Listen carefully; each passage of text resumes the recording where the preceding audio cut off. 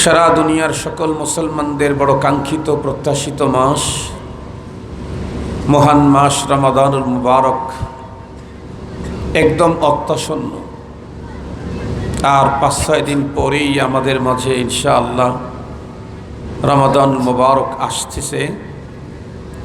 যে রমাদানুল করিম, রমজানুল মুবারককে পাওয়ার জন্য আমাদের মহানবী সাল্লাল্লাহু আলাইহি ওয়াসাল্লাম 2 মাস আগেই আল্লাহ পাকের কাছে দরখাস্ত দিয়ে রাখতেন। নবীজির সেই অনুকরণে আমরাও সে দোয়াটুকুন পড়েছি, আল্লাহুম্মা বারিক লানা ফি রজব ওয়া শাবান ওয়া বাল্লিগনা রমাদান। যে মহান মাস, যে মাসটিকে পাওয়ার জন্য মহানবী সাল্লাল্লাহু আলাইহি ওয়াসাল্লাম 2 মাস আগে আল্লাহ পাকের কাছে দরখাস্ত দিয়ে রাখতেন, এ মাসটিকে পাবার জন্য পয়গম্বর কি পরিমাণে লালায়িত। এ মাসের গুরুত্ব, এ মাসের আজমত, এ মাসের মর্যাদা অপরিসীম। এই মাস আসলেই মিনিমাম 4টা সাবজেক্টের উপরে আমাদেরকে ধারণা নিতে হয়।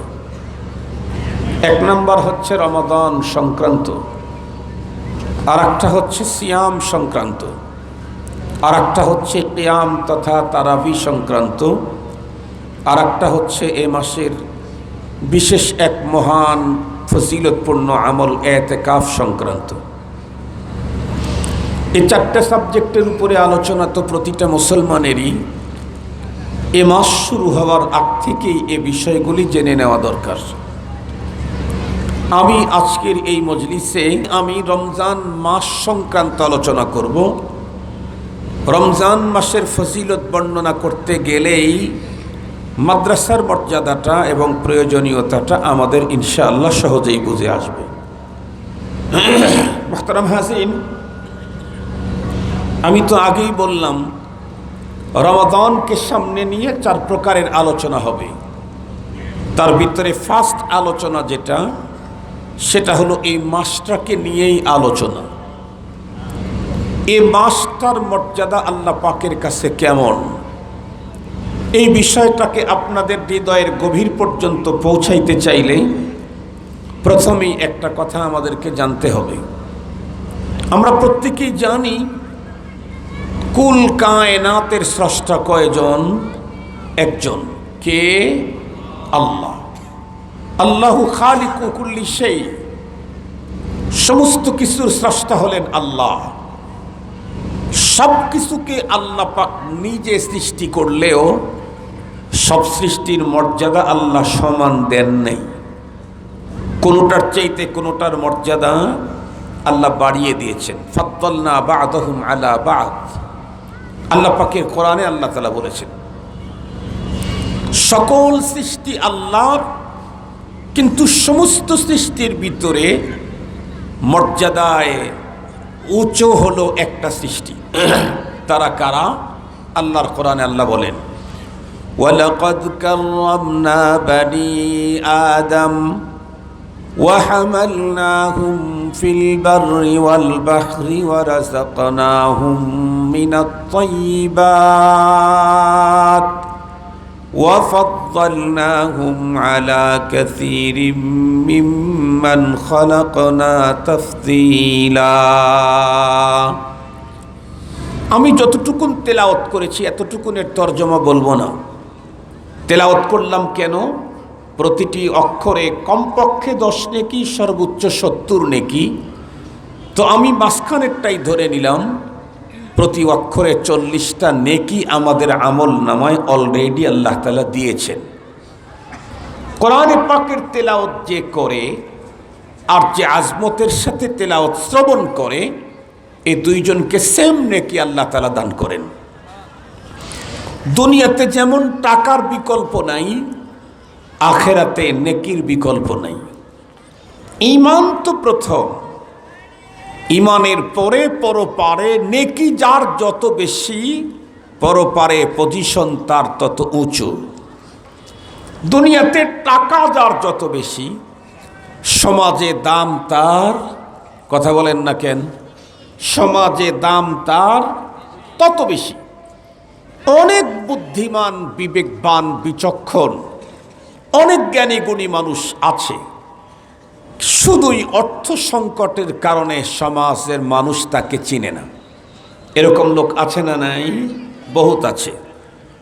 এ কারণেই তো একজন কবি বড় চমৎকার বলে দিয়েছিলেন, কাম আকিলিন আকিলিন আয়াত মাবাহিবুহু ওয়া জাহিলিন জাহিলিন তালকাহু মারজুকা হাদাল্লাযী তারাকাল আওহামা হায়রাতান ওয়া সায়্যারাল আলিমান নিহরিরা সিন্দিকা। তো বলতেছিলাম, দুনিয়াতে টাকা যার যত বেশি, পরিচয়, পরিচিতি, সম্মান, মর্যাদা তার তত বেশি। এ কারণেই তো একজন বড় বলেছেন, লাউলাত তুকা লাকুলতু জাল্লাত কুদরাতু। সুফিয়ান আস-সাউরি রাহমাতুল্লাহি আলাইহি উনিও বলেছেন, সাহাবায়ে কেরামের যুগে টাকাকে আইব মনে করা হতো, দোষ, এটা নিম্নমানের জিনিস। কিন্তু উনি বলেন, আম্মাল আন ফাতুরসুল মুমিন, ওনার মতো মানুষ তার যুগে বলেছেন ফাতুরসুল মুমিন। এখন তো টাকার আরো কত দাম। তো দুনিয়াতে যেমন টাকার মূল্য, আখেরাতে তার চাইতে বেশি হলো নেকির মূল্য। আখেরাতে তো কারো কাছে টাকা পাওয়া যাবে কি? ডলার পাওয়া যাবে, ডলার। ওইটা ইন্টারন্যাশনাল মুদ্রা, ওইটা পাওয়া যাবে, ওইটা চলবে না। ইন্টারন্যাশনাল মুদ্রাও চলবে না। আখেরাতে হলো নেকি। আর সেই নেকি বর্ধন করবার জন্যই তো লক্ষ কোটি টাকা মানুষ ব্যয় করে দিনই কাজ দুনিয়াতে করে থাকে। আজকে আমাদের আপনাদের এখানে কষ্ট করে আসা কেন? বড় একটা টার্গেট হলো নেকি। আমার অ্যাকাউন্টে নেকি জমা করতে হবে। পরপর লম্বা হায়াত, লম্বা জীবন, যে জীবনের শুরু আছে শেষ নাই, সেই জীবনে চলার মতো পুঁজি আমাকে দুনিয়া থেকে নিয়ে যেতে হবে। আর দুনিয়া মাজরাতুল আখিরা, মাজরাতুল আখিরা। খুব ভালো করে বুঝবেন, দুনিয়া হলো মাজরা, খেতির জায়গা আখিরাতের। মুহতারাম হাজিরিন, তো এ কারণে আমি কোরআনে পাকের আয়াত তো লম্বাটাই তেলাওয়াত করেছি, কিন্তু অর্থ বলবো কম। আল্লাহ পাক এই আয়াতে কারিমাতে বলেন, সকল সৃষ্টির মধ্যে আমি শ্রেষ্ঠত্ব দিলাম আদম সন্তানকে। সমস্ত সৃষ্টির ভিতরে একটা সৃষ্টির মর্যাদা আল্লাহ সবার চাইতে উঁচু করলেন। সমস্ত সৃষ্টির মধ্যে মানুষের মর্যাদা সবার উঁচুতে হলেও সব মানুষের মর্যাদা কি সমান? না। সমস্ত মানুষের মধ্যে মর্যাদা বাড়ালেন কাদের? আল্লাহ পাক বলেন, ইয়ারফাইল্লাহুল্লাযীনা আমানু মিনকুম, তোমাদের সমস্ত মানুষের মধ্যে যারা মুমিন, যারা আল্লাহর প্রতি বিশ্বাসী, তাদের মর্যাদা সকল মানুষের ভিতরে অনেক উঁচা। তবে পৃথিবীতে তো আল্লাহ বিশ্বাসী মানুষ প্রায় ২৫০ কোটির মতো, অথবা কম বেশি হবে। এই ২৫০ কোটি মুমিনের ভিতরে আবার সমস্ত মুমিনের মর্যাদা এক রকমের না। মুমিনদের ভিতরে এক শ্রেণীর মুমিনের মর্যাদা অনেক উঁচা। তারা কারা? আল্লাহ পাক বলেন, ওয়াল্লাযীনা উতুল ইলমা দারাজাত, মুমিনদের ভিতরে যাদেরকে কোরআনে পাকের ইলম দেওয়া হয়েছে, যারা উলামায়ে কেরাম, আল্লাহ পাক বলেন তাদের মর্যাদা অনেক স্তর উঁচা। দারাজাত অনেক স্তর উঁচা। সেই স্তর কয়টা? ২০টা না ৩০টা? ১০০ না ২০০? রাসের ইসফি ইলমি তাফসীর হযরত ইবনে আব্বাস রাদিয়াল্লাহু তাআলা আনহু বর্ণনা করেন, ৭০০ দারাজাত। একজন মুমিনের তুলনায় একজন আলেমের পজিশন ৭০০ স্তর উপরে। ৭০০। এক স্তরের ব্যবধান, মাসাফাত কতটুকুন? উনি বলেন ১০০ বছরের রাস্তা। একটা স্তর ১০০ বছরের রাস্তার দূরত্ব। তাহলে এরকম ৭০০ স্তর উপরে একজন ইমানদারের তুলনায় আলেমের মাকাম। আল্লাহু আকবার বলতে পারবেন কি? মুহতারাম হাজিরিন, সমস্ত আলেমের মর্যাদা আবার এক রকমের না। আলেমদের ভিতরে কিছু আলেমের মর্যাদা অনেক উঁচু। কেমন? যারা আলেম শরীয়ত দ্বীন সম্পর্কে জ্ঞান রাখেন, সাথে সাথে তারা তাবেঈ তাবেঈ, তাদের মর্যাদা সমস্ত আলেমদের ভিতরে শীর্ষে। এদের চাইতে আবার দামি মানুষ তাবেঈ, তাবেঈদের চাইতে দামি মানুষ সাহাবী, সাহাবীদের চাইতে দামি মানুষ নবী এবং রসুলগণ। সমস্ত নবী এবং রসুলগণ মুনতাখাব মিনাল্লাহ। একজন নবীকেও উম্মত দিয়ে চয়েস করানো হয় নাই। সমস্ত নবীগণ কার চয়েস? আল্লাহর চয়েস। সমস্ত নবীগণ আল্লাহর চয়েস হলেও সব নবীগণের মর্যাদা সমান নয়। সমস্ত নবীদের ভিতরে মর্যাদার শীর্ষে হলো একজন, উনি হলেন নবিয়ুনা সফিয়ুনা হাবিবুনা শফিউনা মুহাম্মাদুর রাসূলুল্লাহ সাল্লাল্লাহু আলাইহি ওয়াসাল্লাম। সমস্ত মানুষের নবীদের ভিতরে মুহাম্মাদুর রাসূলুল্লাহ সাল্লাল্লাহু আলাইহি ওয়াসাল্লামের মর্যাদা যেমন, সমস্ত মাস আল্লাহ পাকের তৈরি করা হলেও সমস্ত মাসের ভিতরে রমাদানুল মুবারকের মর্যাদা তেমন। মুসলমান ভাইরারে আমার কথা ভালো করে বুঝবেন, সমস্ত মাসগুলি আল্লাহ পাক নিজেই তৈরি করেছেন। আল্লাহর কোরআনে আল্লাহ নিজেই বলেন, ইন্না ইদ্দাতাশ শুহুরি ইনদাল্লাহি ইসনা আশারা শাহরা ফি কিতাবিল্লাহি ইয়াউমা খালাকাস সামাওয়াতি ওয়াল আরদ মিনহা আরবাতুন হুরুম। আল্লাহ পাক বলেন, আমার কাছে মাসের গণনা হলো 12। মাসের গণনা যে 12টা হবে এ সিদ্ধান্ত আল্লাহ পাক রব্বুল আলামিন 200-400 বছর আগে নিয়েছেন না। আল্লাহ বলেন, ইয়াউমা খালাকাস সামাওয়াতি ওয়াল আরদ, যেই দিন আল্লাহ পাক আসমান জমিন তৈরি করেছেন সেই দিনই সিদ্ধান্ত নিয়েছেন, বন্ধুরা আমার, মাস হবে বছরের ভিতরে 12টা। এর ভিতরে সর্বাধিক মর্যাদায় কোরআনের ভিতরে বন্ধুরা আমার 4 মাসের কথা বর্ণনা করা হয়েছে। ওইগুলি তো একরকমের, আর এক দিক থেকে লক্ষ্য করলে রমাদানুল মুবারকের মর্যাদা সবার শীর্ষে। আমরা প্রত্যেকেই জানি সমস্ত দিন, সপ্তাহের 7টা দিন আল্লাহ পাক রব্বুল আলামিন নিজেই তৈরি করেছেন। তবে 7টা দিনের মর্যাদা আল্লাহ পাক সমপরিমাণে দেন নাই। এর ভিতরে সাইয়্যিদুল আইয়াম, সবচাইতে মর্যাদাপূর্ণ দিন হলো বন্ধুরা আমার জুমার দিন।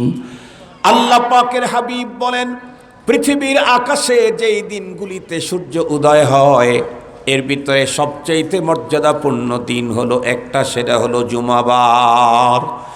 সমস্ত দিন আল্লাহর তৈরি, কিন্তু সব দিনের মর্যাদা সমান নয়। রোজ জুমার দিনের মর্যাদা সবচাইতে উপরে। সকল রাতগুলাও আল্লাহ পাকের তৈরি, কিন্তু সব রাত্রের আল্লাহ পাক রব্বুল আলামিন সমান মর্যাদা দেন নাই।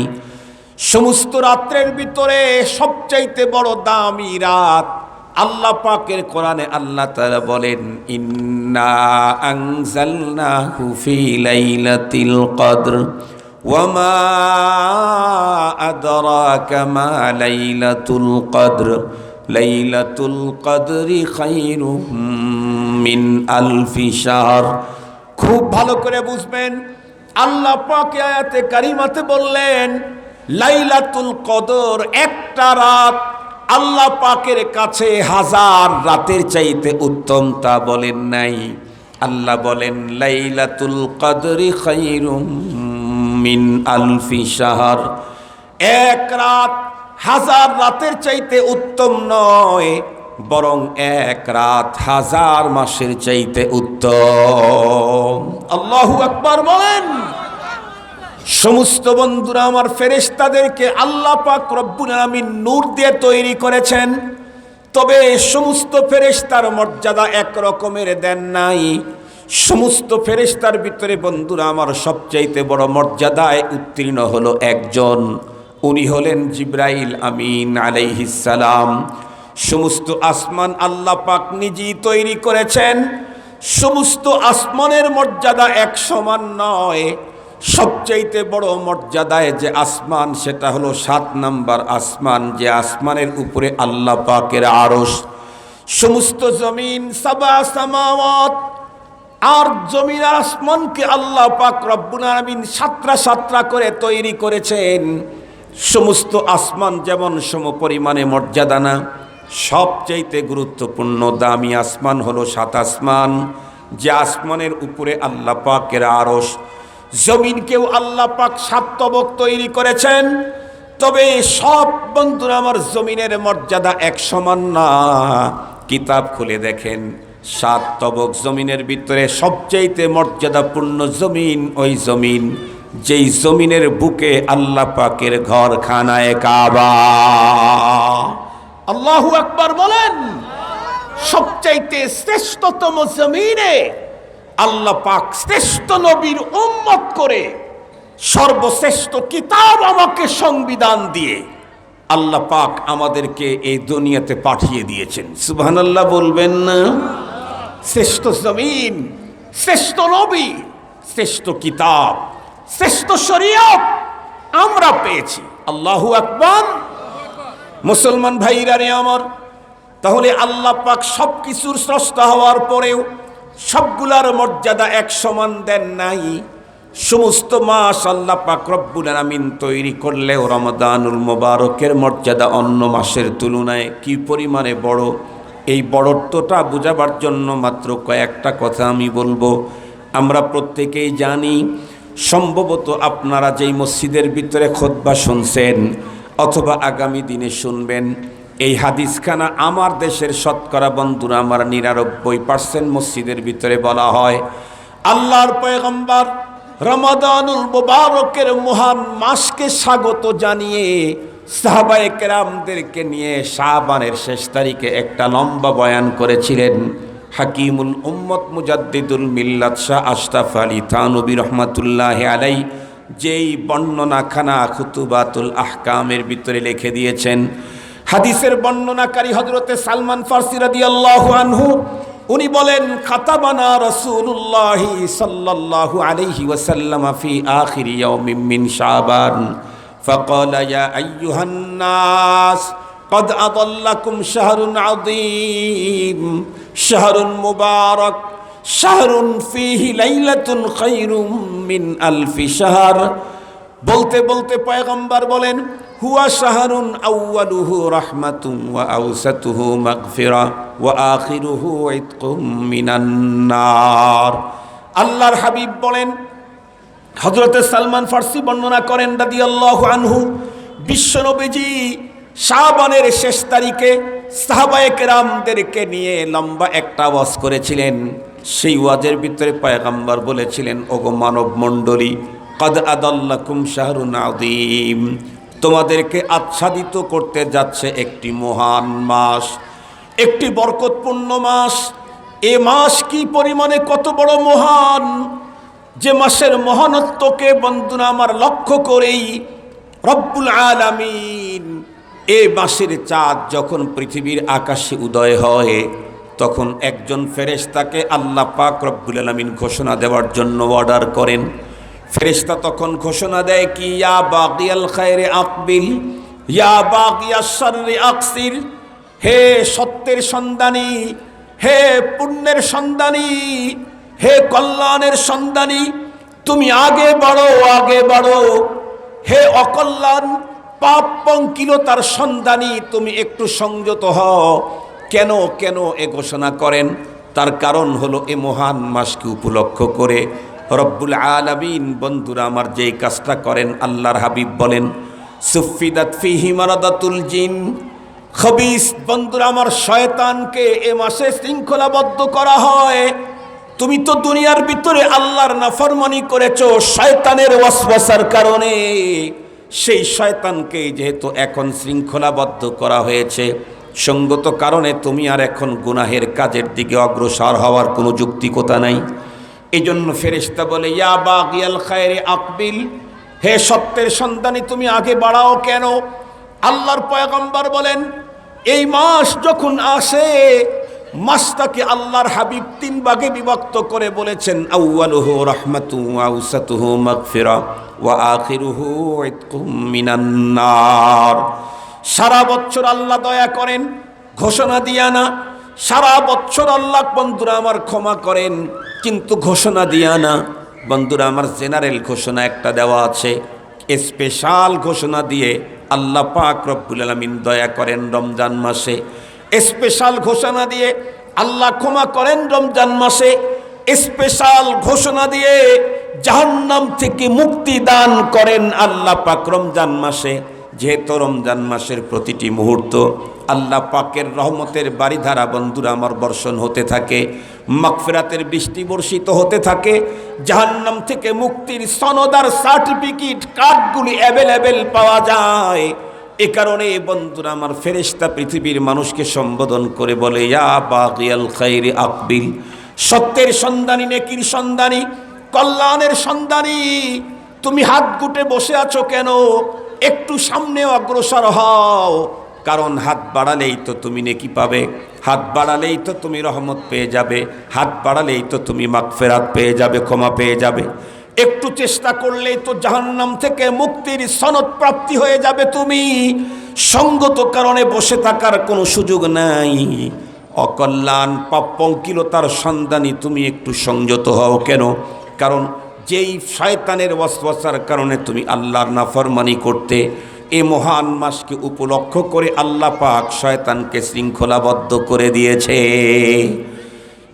শুধু কি তাই না, এ মহান মাসের মর্যাদার দিকে লক্ষ্য করে রব্বে কারীম আরো যেই জিনিসগুলি করেন, আল্লাহর পয়গম্বর বলেন পৃথিবীর আকাশে যখন রমজানের চাঁদ উদয় হয় ফুতিহাত আবওয়াবুল জান্নাহ, তখন থেকে জান্নাতের সকল গেটগুলি খুলে দেওয়া হয় আর জাহান্নামের গেটগুলি বন্ধ করে দেওয়া হয়, যতক্ষণ পর্যন্ত পরবর্তী মাসের চাঁদ পৃথিবীর আকাশে উদয় না হয় ততক্ষণ পর্যন্ত জান্নাতের একটা গেটও বন্ধ করা হয় না, জাহান্নামের একটা গেটকে বন্ধুরা আমার খোলা হয় না। শুধু তাই নয়, বরং কিতাবের ভিতরে এসেছে সমস্ত বন্ধুরা আমার অনেক ফেরেশতাদেরকে দিয়া রব্বুল আলামিন জান্নাতকে সাজানো বন্ধুরা আমার শুরু করে দেন।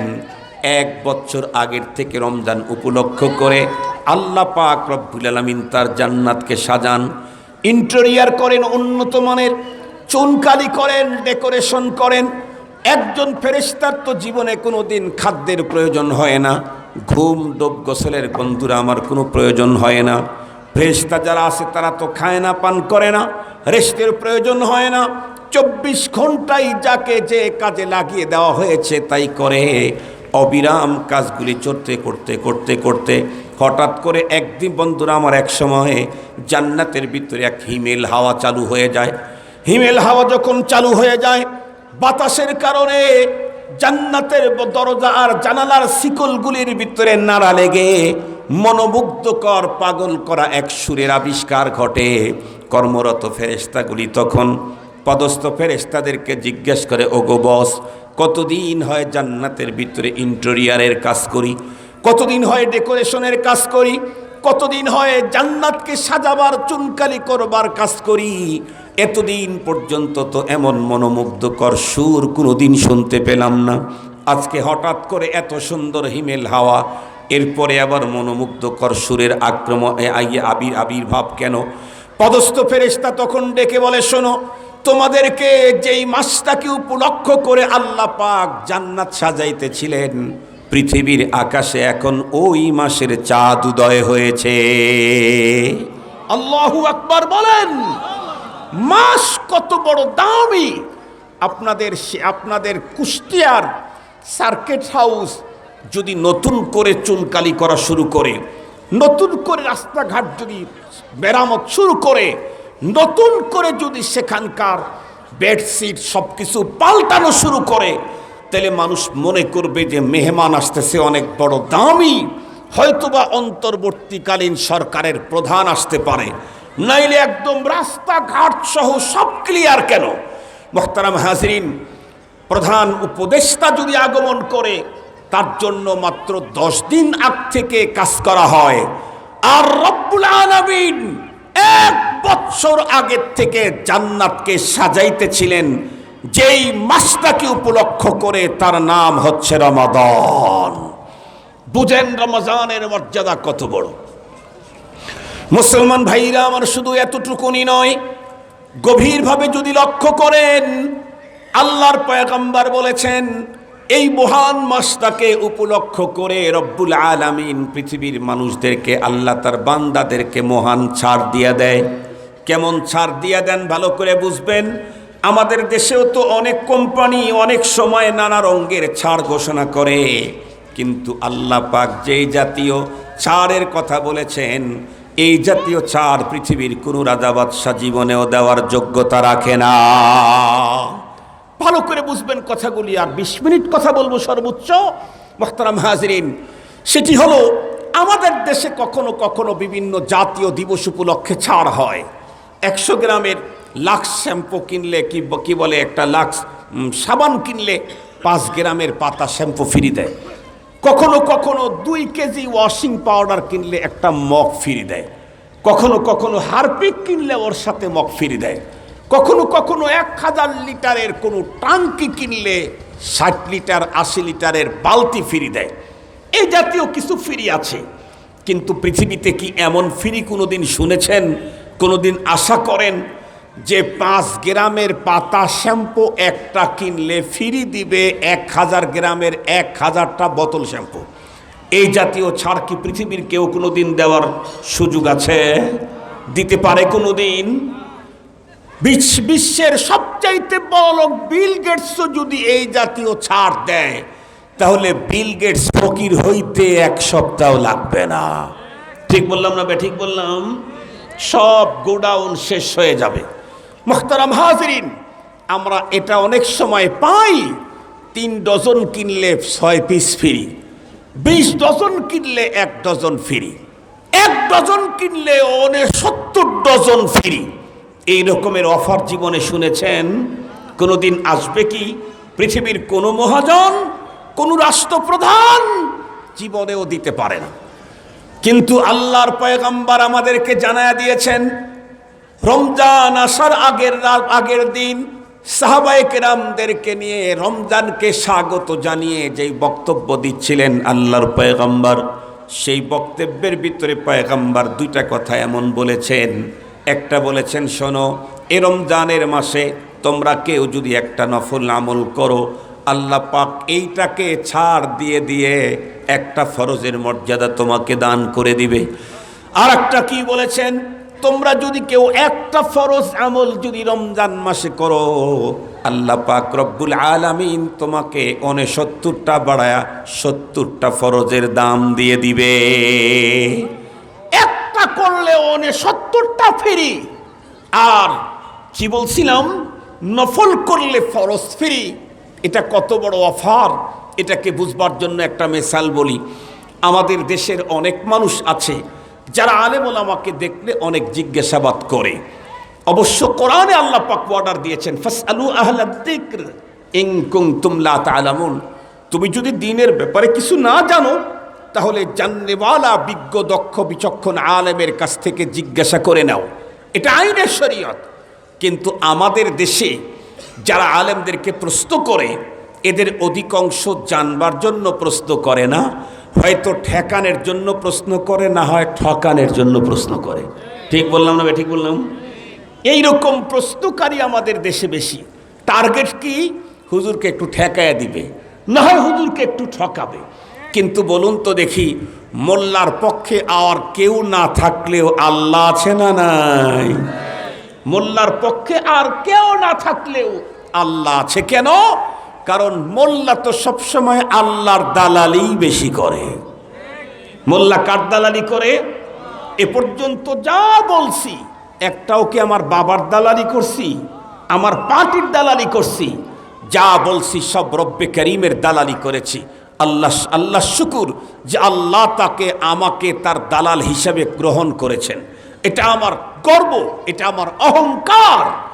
আমি পৃথিবীর কারো দালালি করি না, আমাকে যিনি সৃষ্টি করেছেন, যিনি আমার খালেক মালিক, আমি তার দালালি এখন করতেছি, এটা আমার জন্য জাহে কিসমত। এখন আসেন, এক আল্লাহর বান্দা শিক্ষিত লোক এক হুজুরকে কাছে পেয়ে একটা প্রশ্ন করছে। প্রশ্ন বড় কঠিন। জিজ্ঞাসা করতেছে, হুজুর আমার একটা মনের জিজ্ঞাসা ছিল, আমি কি জানতে পারি? হুজুর বললেন, বলেন। বলে, হুজুর আমি জানতে চাইতেছি, শরীয়তের বিধান তো শ্রেণীবিন্যাস করা আছে, কোনোগুলি ফরজ, কোনোগুলা ওয়াজিব, কোনোগুলা সুন্নত, কোনোগুলা নফল, কোনোগুলা মুস্তাহাব। তো আমি জানতেছি কয়টা নফল এক জায়গায় করলে একটা ফরজ হয়ে যায়। আপনারা বলেন তো দেখি, এই প্রশ্নের কোনো উত্তর আছে আপনাদের কাছে? কয়টা ফরজ এক জায়গায় করলে একটা নফল এক জায়গায় করলে ফরজ হবে? 10টা দিয়া, 20টা দিয়া, 30টা দিয়া?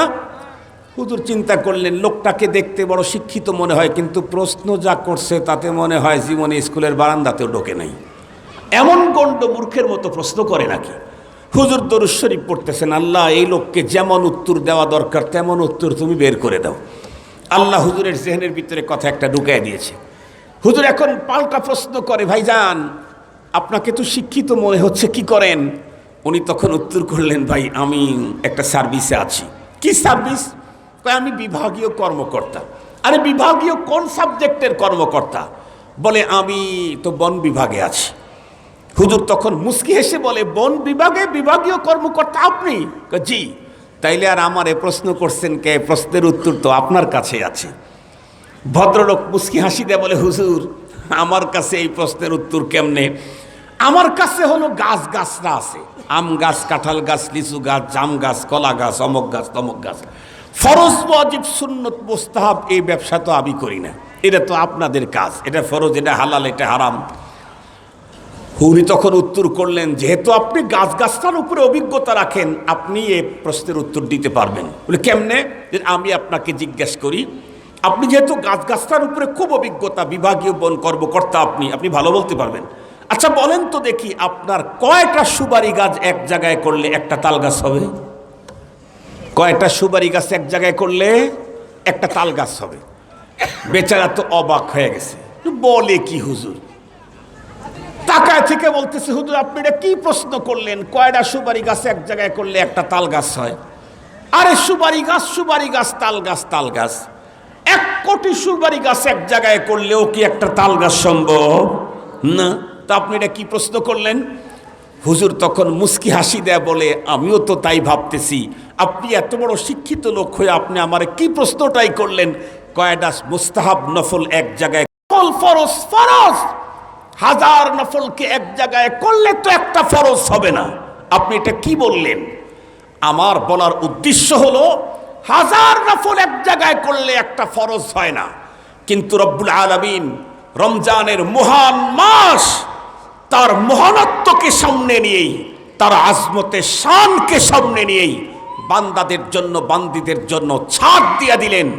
আমার বান্দা বান্দি, রমজানের চাঁদ উদয়ের পরে তুমি যদি একটা নফল করো, আমি এটাকে কোটি গুণে বাড়ায়া তোমাকে একটা ফরজ হিসাবে মর্যাদা দিয়ে দেব। মুসলমান ভাইরা আমার ভালো করে বুঝবেন, এতক্ষণ পর্যন্ত রমজানের অনেক মর্যাদা শুনলাম, আরো কি মর্যাদা আল্লাহ পাকের পয়গম্বর বলেন, ওয়ালিল্লাহি উতাকাউ মিনান নার। রমজানের প্রতিদিন প্রতি রাত আল্লাহ পাক রব্বুল আলামিন অসংখ্য অগণিত মানুষদেরকে জাহান্নাম থেকে মুক্তি দিয়ে দেন এই মাসের আজমতের মাধ্যমে দ্বারায়। খুব ভালো করে বুঝবেন, কোন কোন বর্ণনায় এসেছে আল্লাহ পাক রব্বুল আলামিন প্রতিদিন ইফতারের আগ মুহূর্তে 10 লক্ষ জাহান্নামের উপযুক্ত মানুষদেরকে ক্ষমা করে দেন। 1 তারিখ থেকে 29 তারিখ পর্যন্ত 2,90,00,000 মানুষ ক্ষমা পেয়ে যায় ইফতারের আগ মুহূর্তে। সর্বশেষ ইফতারটা যদি বন্ধুরা আমার 30 তারিখের ইফতার হয়, কিতাবের ভিতরে এসেছে 30 তারিখের একদিনের ইফতারের টাইমে আল্লাহ আরো 2,90,00,000 মানুষকে একসঙ্গেই ক্ষমা করে দেয়। মুসলমান ভাইরা আমার, এত বড় মর্যাদাপূর্ণ মাস আমাদের সামনে আসতেছে। এই মাসটাকে যেই মর্যাদায় কাটানো দরকার, সেই মর্যাদায় যদি আমরা না কাটাই, হেলায় খেলায় যদি নষ্ট করে দেই, যদি সিয়ামে আমি নাই, কিয়ামে আমি নাই, এতেকাফে আমি নাই, তারাবিতে আমি নাই, এত বড় রহমত বরকত মাগফিরাত আর জাহান্নাম থেকে মুক্তির মাসটা আসবে আর চলে যাবে, কিন্তু আমার আপনার ক্ষমা হবে না। আমার আপনার ক্ষমা যদি না হয় তাতে কি পরিমাণে বন্ধুরা আমার ক্ষতি হবে। হাদিস আপনাদের প্রত্যেকের জানা আছে, আমাদের পয়গম্বর মসজিদে নববীতে খুতবা দেওয়ার জন্য মেম্বরের দিকে যখন উঠতেছিলেন, তখন একটাতে পা দিয়ে আমিন বললেন, আর একটায় পা দিয়ে আমিন বললেন, আর একটায় পা দিয়ে আমিন বললেন। বিশ্বনবীজি খুতবা শেষ করে যখন নেমে আসলেন, সাহাবায়ে কেরাম পয়গম্বরকে জিজ্ঞেস করলেন, ওগো আল্লাহর হাবিব, ফাআলতাল ইয়াওমা শাইআন মা কুনতা তাফআলুহু, আজকের দিনে আপনি এমন একটা কাজ করলেন যা জীবনে কখনো করেন নাই, কেন করলেন? বিশ্বনবীজি উত্তর করলেন, আমি যখন মেম্বারে উঠতে যাব, আতানি জিবরাইল, তখন আমার কাছে জিবরাইল আমিনের আগমন ঘটল। জিবরাইল আমিন এসে আমাকে 3টা প্রস্তাব জানাইল। আর এই প্রস্তাবগুলো জিবরাইল আমিনের নিজের না, প্রস্তাবগুলি আসছে আরশে আজিমের মালিক, আসমান জমিনের সৃষ্টিকর্তা আল্লাহর পক্ষ থেকে। আল্লাহ পাকের এই প্রস্তাবগুলো নিয়ে আসছে জিবরাইল আমিন আমার কাছে।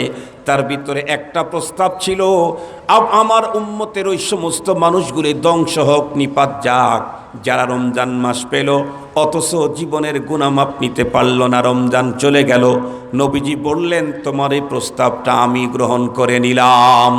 খুব গভীরভাবে বুঝতে হবে, এই প্রস্তাব পাঠাইছেন রব্বুল আলামিন, সেই প্রস্তাবকে নিয়ে আসছেন জিবরাইল আমিন, সেই প্রস্তাবটাকে বন্ধুরা আমার সমর্থন জানিয়েছেন রহমাতুল্লিল আলামিন। সঙ্গত কারণে এই প্রস্তাব কিঞ্চিত পরিমাণে মিস হওয়ার কোনো সম্ভাবনা নাই। সঙ্গত কারণে এখন থেকে আমাকে অ্যালার্ট হতে হবে, 100% প্রস্তুতি গ্রহণ করতে হবে। আগামী মাহে রমাদান যেমনটি তরিকায় কাটানো আল্লাহর চয়েস, কম পক্ষে জীবনের একটা মাস আমি আমার মতো করে না চলে আল্লাহর চয়েস মোতাবেক কাটানো যায় না? কথা বলেন না কেন যায় না?